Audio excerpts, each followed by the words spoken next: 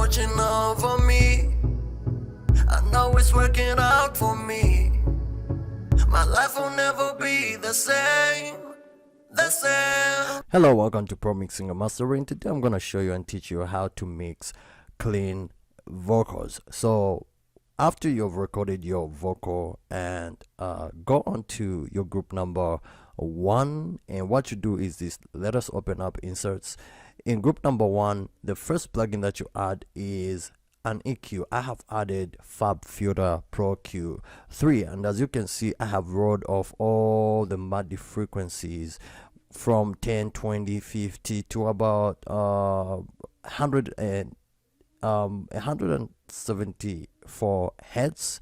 So you roll off the MIDI frequency and then cut around 401 hertz, and also give it a -3 to 4 dB. Do not overcut your vocals, or else they will start sounding unnatural. And then around 985.1 hertz, I had to give it a cutting of around -4.69 dB, and then around 1 to 2k, 1976.9, this is around 2k. I had to give it a boost of around a positive 4.29 dB. Why a boost? Because we are aiming for clean vocals. I want you to take a listen to this. I cannot lose, cause God is watching over me. I know it's working out for me. My life will never be the same. So the reason why the vocal is sounding like that is because I boosted up around 2k, 1976. From an EQ, let your EQ be seconded by a compressor from Cubase or any compressor that you have. Now this is how you do not overuse your first compressor.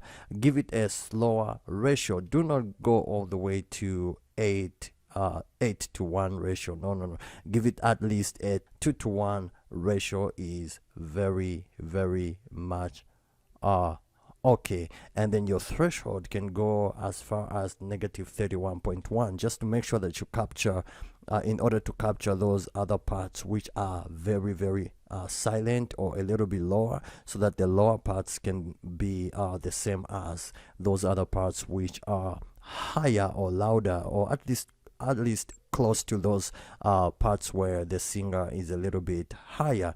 And then those parts which are very high can be dropped down a little bit to the same level as those parts which were a little bit quiet. That's the work of the compressor. Now your attack doesn't really to be very slow attack. You want to get those clean vocals, so make sure your attack is on a very fast attack. I've set mine on 7.0. then I've put on hold, and my hold is on 25. The reason why you set that is to make sure that your vocal cuts through a little bit. That's the work of hold. And your release, the release is not on fast or slow. It's a little bit on the faster side though, but not really fast. So it's around 338. Why? Because I want to get clean vocals. And then analysis, don't take your analysis to peak, take it to RMS. The dynamics of your vocals are just gonna cut through, and your vocals are just gonna sound natural and nice.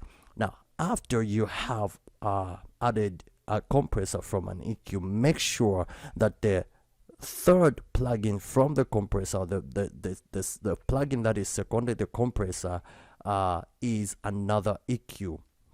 I'm using FabFilter Pro Q3 again. Why an EQ? Because whenever using a compressor and you compress some of those frequencies or places which were a little bit lower, the lower parts are raised up, and those are raised together with those frequencies which were in the background. So you still raise up those other frequencies which you had cut using the first EQ. Now to tame those and control those frequencies and bring back your vocal to where you had left it, you use another EQ, which is your second EQ.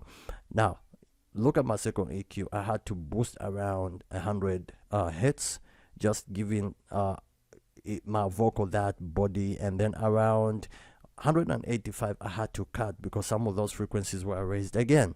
And then around 341 I had to sweep around and search for those frequencies which the compressor had to raise, and I had to cut and fix those problems. In the next video we are gonna do this, and I am going to explain. So check out part number 2 on how to mix clean vocals. And of course, the reason why I added a denoiser is because we want clean vocals. So always add a denoiser at the end of your plugin chain. Make sure you watch part number 2. I will see you in the next one.